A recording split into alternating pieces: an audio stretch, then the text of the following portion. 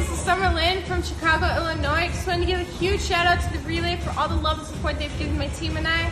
And make sure you stay tuned for all the latest boxing news. Welcome to the motherfucking Relay. We're covering today's top boxing news. Ow! Okay, we'll start with this per tweet from Mike Kopinger. It's official. Top Rank announced the signing of heavyweight puncher F.A. Ajagba. The fighter bought out of his contract with both Shelly Finkel and Richard Schaefer, per sources. He's now managed by James Prince. Ajagba fits in nicely with the likes of Tony Yoka, Oscar Rivas, Carlos Takam, etc., etc. Schaefer tells The Athletic, F.A. thought the grass was greener on the other side, and he wanted to make a change. Shelly, me, and Ronnie Shields, one of the best trainers in boxing, didn't want to stand in his way. Finkel says, I wish him well. F.A. is now trained by K. Karoma. And there really are no surprises here. We touched on this 3 weeks ago when F.A. Ajagba inked a pact with James Prince. James Prince, who does a lot of work with the people over there at Top Rank. Thus, in F.A. signing that pact with Prince, it was conceivable that not only would he be leaving PBC Island, but he would be docking on the shores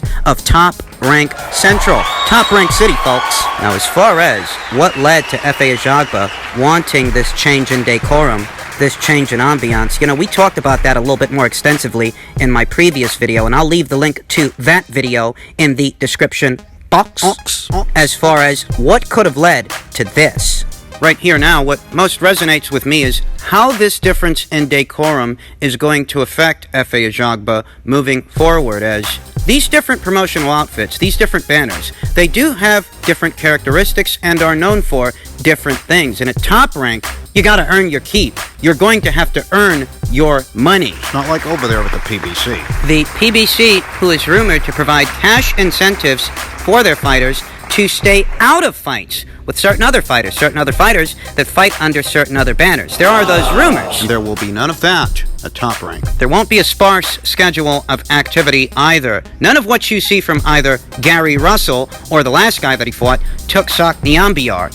We're all aware of Gary Russell's sparse schedule of activity. The fact that this guy has fought once a year for the last 5 fucking years. And it's very hard to build momentum and build a buzz for yourself on a schedule like that. Even when you're a reigning champion. He's a prime example. Yes, he is. Gary Russell could very well be the best fighter at 126 pounds. But since he's on such a sparse schedule of activity, you'd never know it. You rarely ever see the guy. As a result of that, his marquee value suffers for it. Nobody wants nothing to do with him. They look at him as a high-risk, low-reward kind of guy because he's got skills, but he doesn't have the marquee value. That is as a direct result of that sparse schedule of activity the PBCs got him on.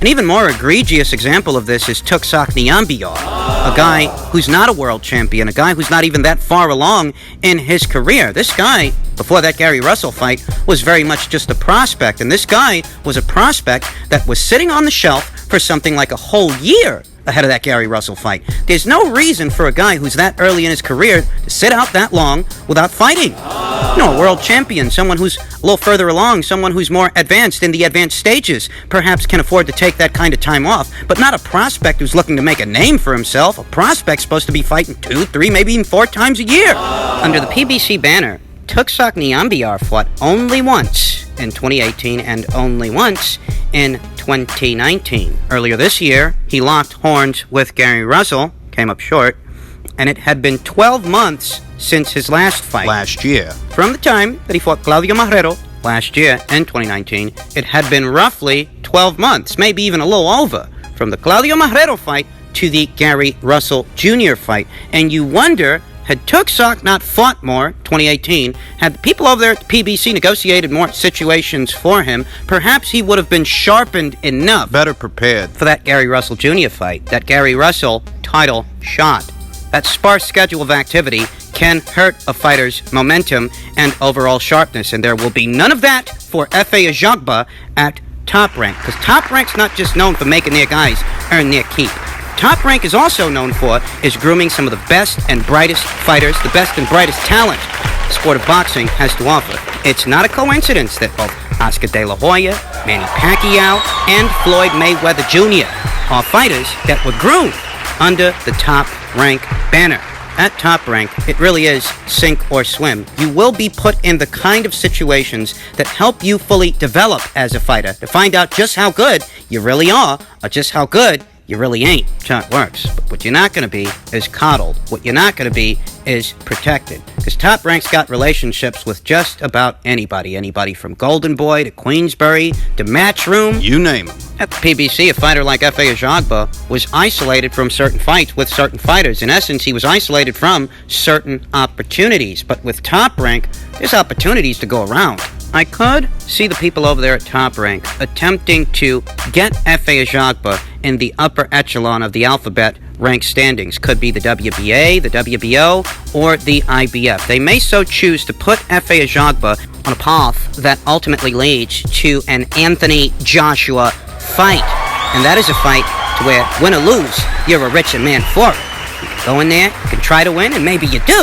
Or you can go in there, you can try to win, and maybe you lose. But in any event, either scenario, you'll be a richer man for it. But I do happen to think that, one way or another, F.A. is in the right place. That if he doesn't want to be coddled, and he doesn't want to be babied, and he doesn't want to be protected, if he wants to fully develop into the best fighter that he can be, the sharpest version of himself, then he's in the right place on the shores of Top Rank City.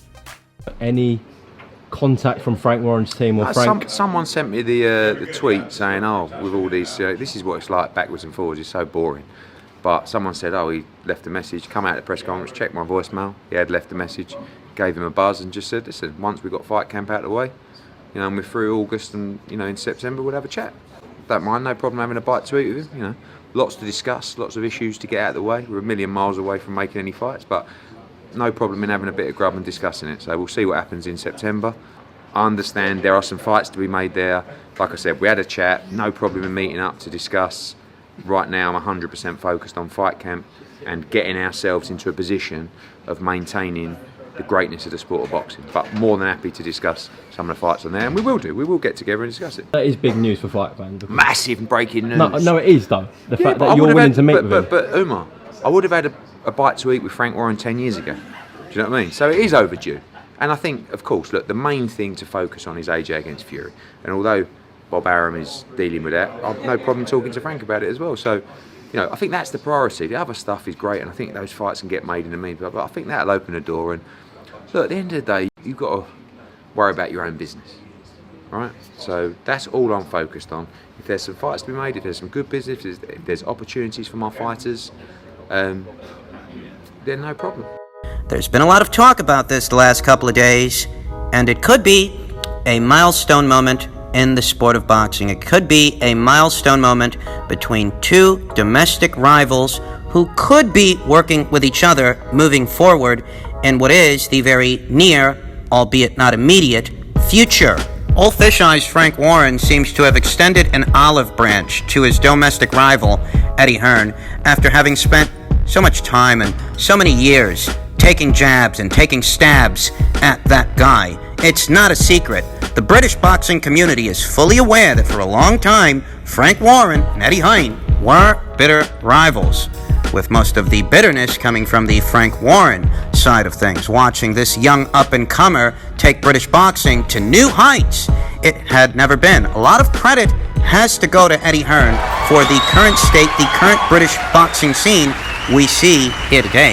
In the past, Frank Warren, he never hesitated to take piss out of Eddie Hearn. Never had any shortage of nice things to say about that guy. But times are changing. At least, they appear to be. I mean, could all this just be a publicity stunt on the part of Frank Warren to get the Queensberry/BT Sports side of things some attention, since Matchroom is garnering most of it with their fight camps? When you compare the numbers that both of these Domestic rivals have been putting up as we transition out of this lockdown period, Matchroom's numbers are considerably better. I mean, under normal circumstances, these numbers are nothing to write home about. But here today, in this situation, as we emerge out of the lockdown, yeah, Matchroom's numbers really are a lot better than Queensberry's. And that leaves me to wonder that Frank Warren isn't doing this not so much from a want, but a need to survive. That if you are to survive this pandemic, if you are to survive the effect that it has had on sport, in this case, the sport of boxing, if you're to survive this, you're going to have to start doing business with Matchroom. You're going to have to start doing business with Eddie Hearn. Already seen both Josh Warrington and Billy Joe Saunders leave Queensberry Promotions and head over there to Matchroom. It was very recently, that wasn't that long ago. Frank, while he's not completely up the creek without a paddle, he's still got some kids under his banner. He's still got Daniel Dubois, Joe Joyce, Anthony Yard, Liam Williams. He's got some guys. Sonny Edwards, Nathan Gorman, Archie Sharp, Tyson Fury, to a lesser extent. I say a lesser extent because these days, Tyson Fury is more of a US-based fighter than a UK-based fighter. Tyson Fury here today is more of a top-ranked guy than a Queensberry Promotions guy. Though Frank Warren, he still does have his finger in that pie. Better still, Frank Warren isn't completely up the creek without a paddle. Still got some fighters. There are only so many opportunities he can provide for them. He can provide for them in-house. Frank Warren ain't got the same resources that Eddie Hearn has. Eddie Hearn has not only Sky Sports at his disposal, but he also has DAZN at his disposal. Eddie Hearn has his fingers on the pulse of the global boxing market, more so than Frank Warren does. Frank Warren's an old dog, and you know what they say about old dogs. You can't teach them new tricks. I think that's where some of the resentment comes from. That and Frank, he's got a very limited number of resources for his guys. I happen to think that his former fighter, the now retired Nicola Adams, would have gotten a lot more out of her career, would have gotten a lot more mileage had she debuted under Matchroom as opposed to Queensberry. I think that her talents, or what was left of them, was squandered over there on the Queensberry Promotions side of the street. I think that most anyone and everyone is feeling the pinch of this global pandemic, but some more than others, Frank Warren being among them. And in order to survive, he may just have to venture into uncharted territory. He might have to do the unthinkable. He might have to extend an olive branch to his domestic rival, Eddie Hearn, to ensure the survival of his brand and of his stable. Some people think this is all a publicity stunt. And it might be, but to what end? What exactly would be the point? Let's not pretend that everybody's on equal footing and everybody's faring the same as we transition out of this shutdown. Small hall shows are virtually gone. At least right now. Who knows if and when they'll come back. Smaller promotional outfits are especially feeling the pinch. Those smaller outfits that don't have big network deals or relationships with major platforms. They're feeling it. While Frank Warren may have a home right there on BT Sport, a lot of the elite level talent, a lot of the guys and some of the girls that have been getting people's attention. Really ain't Frank's fighters. He does have some fighters, but there's only so much he can do for them. The biggest name that was under the Queensberry Promotions banner has since abandoned the UK market, turned his back on it, and found a home here stateside. Talking about Tyson Fury. If any one of Frank's fighters, or one of Frank's former fighters, because I reiterate, Fury's more of a top-ranked guy these days than a Queensberry Promotions guy. If any one of these guys that was under Frank was getting attention, it was that guy. He's gone. Now, there is a very intriguing matchup set to go down sometime in the near future, brought to us by Frank Warren, brought to us by Queensberry Promotions in the heavyweight division. I'm talking about the Daniel Dubois versus Joe Joyce fight. I love that fight. I'm very much looking forward to it.